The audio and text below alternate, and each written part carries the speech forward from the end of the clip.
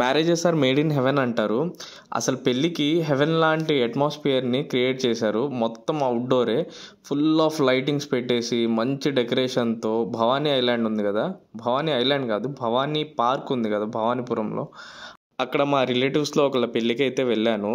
అసలు బయట atmosphere, stage decoration అదంతా మామూలుగా లేదు, ఫుల్ హడావిడి ఉంది. కానీ లిమిటెడ్ మెంబర్ ఆఫ్ పీపుల్స్నే పిలిచారు.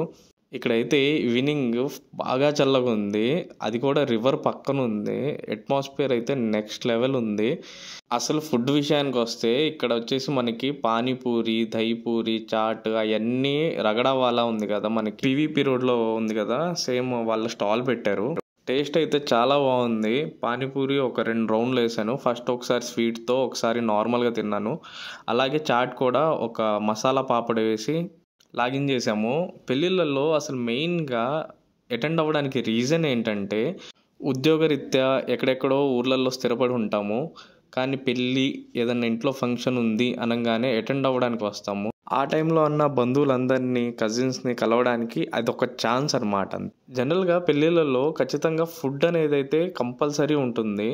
ఆ ఫుడ్ పెట్టడానికి మెయిన్ రీజన్ ఏంటి అని చెప్పి అడిగితే, మా మావయ్య చెప్పిన ఆన్సర్ ఏంటంటే, మనిషికి నువ్వు ఏదన్నా ఇవ్వు, either it may be money కావచ్చు, హ్యాపీనెస్ కావచ్చు, కారు, గిఫ్ట్, బంగ్లా ఏదన్నా ఇచ్చినా సరే నీకు ఇంకా కావాలి ఇంకా కావాలి అంటాడు. అదే ఫుడ్ విషయానికి వస్తే ఒకసారి కడుపు నిండిపోయిన తర్వాత నాకు ఇంకా కావాలి ఇంకా కావాలి అని అడగలేడు, ఇంకా తినలేడు. నాకైతే ఆ రీజన్ కరెక్ట్గానే అనిపించింది. మీకేమనిపిస్తుందో కామెంట్ చేయండి. ఈ పెళ్ళిలో ఫుడ్ విషయానికి వస్తే రౌండ్ టేబుల్ ఉంటుంది. ఇక్కడైతే రెక్టాంగిల్ ఉందనుకోండి, చుట్టూ రౌండ్గా పీపుల్స్ కూర్చుంటారు. హైదరాబాదీ స్టైల్ అనమాట.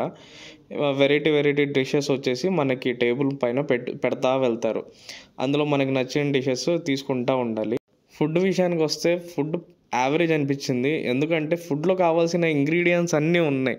మసాలాలు, డ్రై ఫ్రూట్స్ అన్నీ బెస్ట్ లెవెల్ ఉన్నాయి, అన్నీ వేశారు. కానీ షెఫ్ చేతిలో మ్యాజిక్ అంటారు కదా, అదైతే sorry to say this but అదైతే లేదు. మనం చేసే పని న్యాయం చేయలేము అని అనుకున్నప్పుడు ఆ పని చేయనేకూడదు. ఒక మంచి మెమరీ, ఒక మంచి ఎక్స్పీరియన్స్ ఇచ్చే ఫుడ్ ఒక డిజాస్టర్ అయిపోయింది.